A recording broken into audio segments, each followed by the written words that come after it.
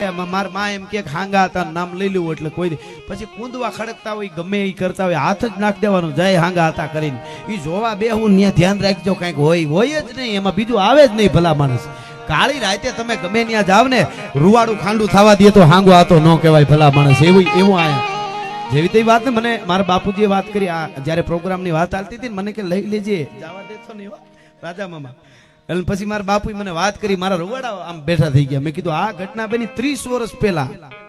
હા હું હાવ નાનકડો હતો ત્યારે ની વાત કરી મારા બાપુએ કે હાંઠિયા હાંકતા આમાં વડીલો હોય છે ને જે વડીલો એમને ખબર હશે હાંઠિયા હાંકતા એટલે હેમાં હાંકતા મારે કેવું નથી હા એટલે હાંઠિયા હાલે વિસાવદર થી બાજુ મોણપરી બાજુ બધે એમાં રબારી હોય ને ગઢવી હોય અને હાંઠિયા હાંકતા હતા ને એમાં અમુક ને ખબર પડી ગઈ સામે વાળાને અને હાંઠિયા પકડાણા એટલે મારા બાપુ કે મેં માનતા કરી કે હે હાંગા હતા આજ દંડ નો થાય ને કાંઈ નો થાય ને એમને છોડી મૂકે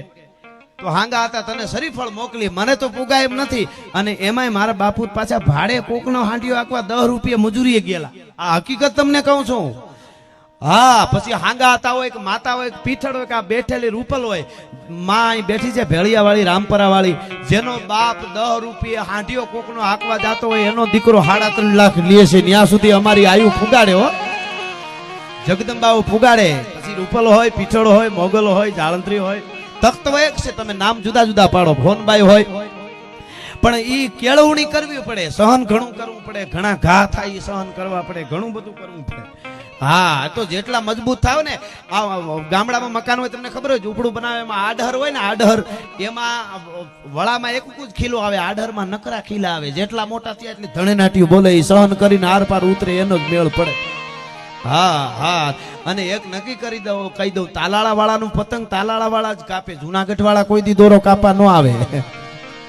પણ એમાં મોજ કરી લેવી બીજું સગાવી લેવું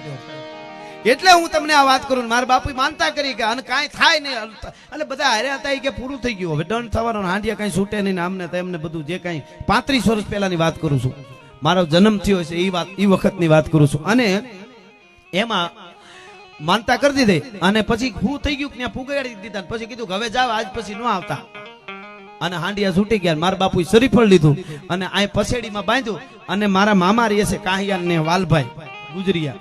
મારા મામાને એમ કીધું આ બનેલી ઘટના મારા બાપુએ મને કીધી મારા રૂવાડા બેઠા થઈ ગયો ભાઈ હા એટલે કહું છું અને ઈ કે મેં નાળિયેર વાલભાઈને કીધું કે નાળિયેર મેં લીધું છે ને એ આપણે નોખા પડી ત્યારે તું લેતો જાજે હું કરકડી જાઉં છું કરકડીને નહીં રહેતા હું કરકડી જાઉં છું પણ તમે આ નાળિયેર જરીક હાંગા હતા એ વધેરી આવજો એટલે કે કાંઈ વાંધો નહીં ટ્રેનમાં સાસણ ઉતરીને વધેરી આવી કે ક્યારે પૂગો તો કે હું બપોરે તો ઘરે વયો જાય ત્યાંથી ટ્રેન બપોરની આવે એમાં જાઓ એટલે હાણ ઉતરીને 4.5 ફીટ 4.5 વાગશે એટલે હું પૂગી ગયો છે એટલે મારા બાપુ કે તમે જે વેટાણે પૂગવાના હોય ને એ વેટાણે હું અહીંથી મનોમન પ્રાર્થના કરું તો કે તો એક નક્કી કરજે 4.5 બરાબર વાગશે ને એટલે હું નાળિયેર વધેરતો હોઈશ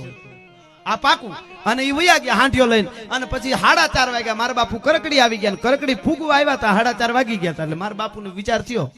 કે હજી 4.5 વાગી જાય પણ એને કઈ બહુ અંદાજે તો ખબર પડે નહીં ઘડિયાળ હતી નહીં તો અંદાજો ખબર પડી જતી કે 4.5 વાગ્યા છે આટલા વાગ્યા પેલા તો સૂર્ય ચંદ્ર તારા ઉપર ખબર પડી જતી ને હવે તો કઈ બધું વયું ગયું કવરેજ ઓછા થવા માંડ્યા પણ ખેર ગયો પણ મારા બાપુને એમ થયું કે હવે ઘરે જ વયો જાય એટલે કોકની ઘડિયાળ હોય જોઈ લો હવે 4.5 ની આસપાસનો સમય હશે પણ હજી ઘર થોડુંક આઘું હતું એટલે મારા બાપુએ મને વાત કરી સત્ય સનાતન હમણાં વાત કરી એ હું તમને કરું છું મારા બાપુ કે 4.5 નો બરોબર સમય થયો છે હજી ઘર થોડુંક આઘું હતું કરકડી ફૂગવાની તૈયારી હતી તો મારા વાહામાં બોળા લાગ્યું મેં કીધું આ હું આમ જોયું તા નાળિયેરના 2 કાચલા થઈ ગયા તા વધેરાઈ ગયું તું ભલા માણસ શું કામ એ તમને કહું કે મારા મામાને નાળિયેર દેતા મારા બાપુ ભૂલી ગયા હતા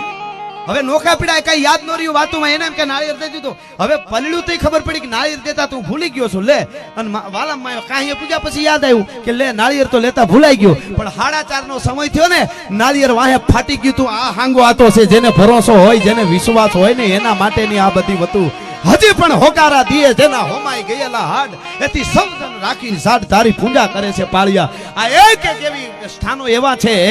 બુદ્ધિને એક બાજુ અને જે ધર્મને માનતા હોય એના માટે તૂટી પડજો હું જાહેરમાં ગઈકાલે સુરતમાં પણ મેં કીધું હતું સ્વામિનારાયણનો બહુ જબરજસ્ત પ્રોગ્રામ હતો ત્યારે અહીંયા પણ આપણે કહું છું કે આપણો જે ધર્મ છે અને કાયમ કહું છું